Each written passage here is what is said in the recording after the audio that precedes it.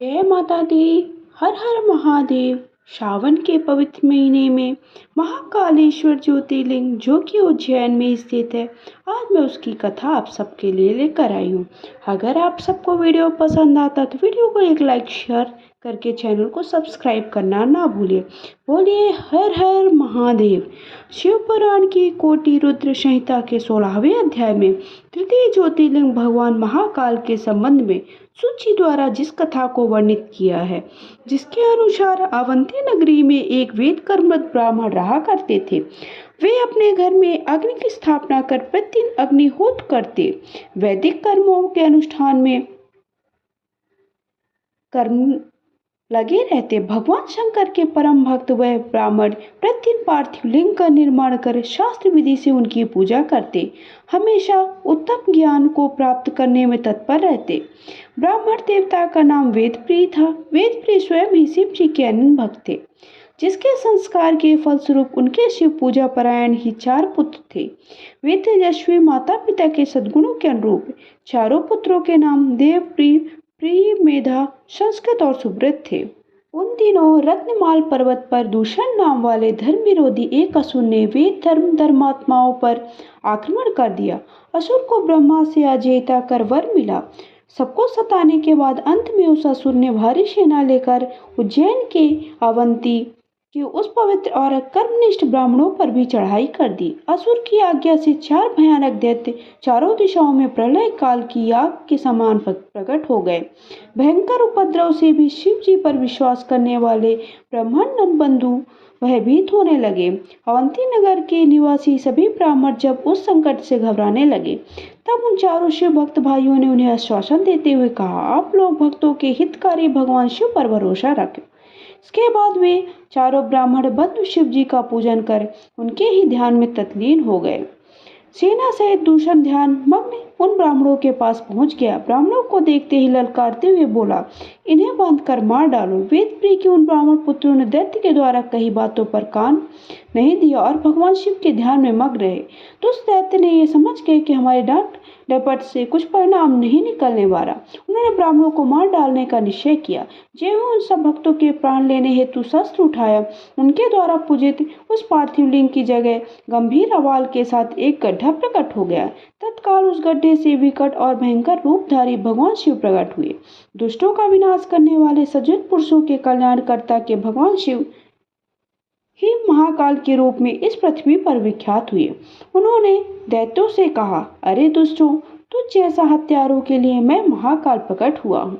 इस प्रकार धमकाते हुए महाकाल भगवान शिव ने अपने हुंकार मात्र से ही उन दैत्यों को भस्म कर डाला। दूसर के कुछ सेना को भी उन्होंने मार गिराया, कुछ स्वयं ही भाग खड़ी हुई। इस प्रकार परमात्मा शिव ने दूषण नाम दैत्य का वध कर दिया। जिस प्रकार सूर्य के निकलते ही अंधकार छट जाता है, उसी प्रकार भगवान आशुतोष शिव को देखते ही सभी दैत्य सैनिक पलायन कर गए। देवताओं ने प्रसन्नता पूर्वक अपनी दंदुर्भियां बजाने और आकाश से फूलों की वर्षा की। उन शिव भक्तों ब्राह्मणों पर अति प्रसन्न भगवान शंकर ने उन्हें आश्वस्त करते हुए कहा, मैं महाकाल महाकालेश्वर तुम लोगों पर प्रसन्न हूँ, तुम लोग वर मांगो। महाकालेश्वर की वाणी सुनकर भक्ति भाव से पूर्ण उन ब्राह्मणों ने हाथ जोड़कर विनम्रता पूर्वक कहा, दुष्टों को दंड देने वाले महाकाल शंभो, आप सब हम सबको इस संसार सागर से मुक्त कर दें। हे भगवान शिव, आप आम जनता के कल्याण तथा उनकी रक्षा करने के लिए यही हमेशा के लिए विराजिए। प्रभु, आप अपने दर्शनार्थी मनुष्यों का सदा उद्धार करें। भगवान शंकर ने उन मनुष्यों को सदा उद्धार करते हुए भगवान शंकर ने ब्राह्मणों को सतीत प्रणाम की और अपने भक्तों की सुरक्षा के लिए गड्ढे में स्थित हो गए। उस गड्ढे के चारों ओर की लगभग 3 किलोमीटर भूमि लिंग रूपी भगवान शिव की स्थली बनी है। ऐसे भगवान शिव पृथ्वी पर महाकालेश्वर के नाम से प्रसिद्ध हुए। इस तरह से मैंने महाकालेश्वर ज्योतिर्लिंग की एक कथा आप सबके सामने कह सुनाया। अभी मैं आप सबको दूसरी कथा सुना रही हूँ। अभी तक आप सबने मेरे चैनल को सब्सक्राइब नहीं किया तो चैनल को सब्सक्राइब करके बेल आइकन को दबाना ना भूलें। साथ ही साथ वीडियो को लाइक शेयर करके कमेंट बॉक्स में जा करके श्रावण का पवित्र महीना है तो हर हर महादेव, श्री शिवाय नमस्तुभ्यम या ओम नमः शिवाय लिखें। पूर्ण सलीला क्षिप्रा नदी के तट पर स्थित उज्जैन प्राचीन काल में उज्जैनी के नाम से विख्यात। इसे अवंतिकापुरी भी कहते हैं। यह भारत की परम पवित्र सप्तपुरियों में से एक। महाभारत, शिव पुराण, स्कंद पुराण में महाकाल ज्योतिर्लिंग की महिमा का पूरा विस्तार है। प्राचीन काल में उज्जैनी में राजा चंद्रसेन राज्य करते। वह परम शिव भक्त थे। एक दिन श्रीकर नामक एक 5 वर्ष का गो बालक अपनी माँ के साथ उधर से गुजर रहा था। राजा का शिव पूजन देखकर उसे बहुत विस्मय हुआ, कौतूहल हुआ। स्वयं उसी प्रकार की सामग्रियों से शिव पूजन के लिए उत्साहित हुआ। सामग्री का साधन न जुट पाने पर लौटते समय उसने रास्ते से एक पत्थर का टुकड़ा लिया। घर आकर उसी पत्थर को शिव रूप में स्थापित कर पुष्प, चंदन आदि से श्रद्धापूर्वक उनकी पूजन की। माता भोजन के लिए बुलाने आई, किंतु वह पूजा छोड़कर उठने के लिए किसी प्रकार तैयार न था। अंत में माता ने झल्लाकर पत्थर का टुकड़ा उठाकर फेंक दिया। इससे बहुत दुखी होकर बालक जोर जोर से भगवान शिव को पुकारता हुआ रोने लगा। रोते रोते अंत में बेहोश होकर वहीं गिर पड़ा।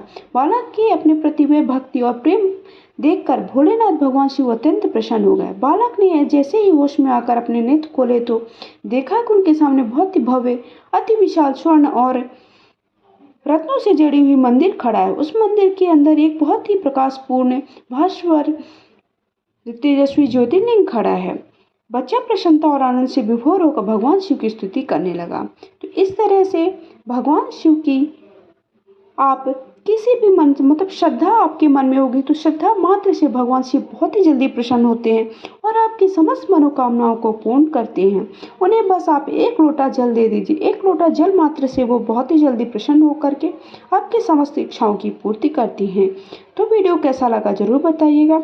बोलिए हर हर महादेव।